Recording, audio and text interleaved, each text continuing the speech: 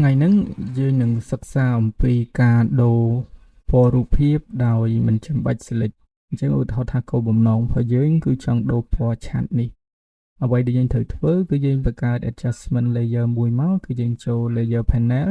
បន្ទាប់មកយើងរកពាក្យនេះ create new field ឬក៏ adjustment layer ហ្នឹងខ្ញុំចុចលើហ្នឹងមកហើយយកពាក្យនេះ choose saturation បន្តមកទៀតអ្វីដែលយើងត្រូវផ្ដោតអារម្មណ៍គឺសញ្ញាមួយនេះមានន័យថាវាជា target ពេលដែលយើងចុចលើវាទៅគឺយើងអាចចាប់ពណ៌មួយណាដែលយើងចង់ដូរហើយអញ្ចឹងវិធីប្រើវាមានពីររបៀបទី1គឺការដូរពណ៌ដើម្បីដូរពណ៌បានយើងត្រូវសង្កត់ control ឲ្យជាប់ហើយចុចលើវា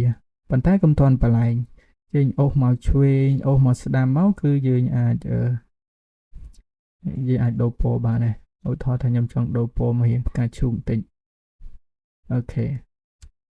ហើយវិធីមួយទៀតគឺយើងចុចហើយយើងទាញដោយមិនបាច់ចាំសង្កត់ control វិធីហ្នឹងគឺវានឹងដក color ចេញឧទាហរណ៍ថាធុងសម្រាមនេះខ្ញុំចង់ដកពណ៌វាចេញហើយខ្ញុំ select លើវាហើយខ្ញុំទាញវាថយក្រោយមកវានឹងដកពណ៌ឲ្យយើង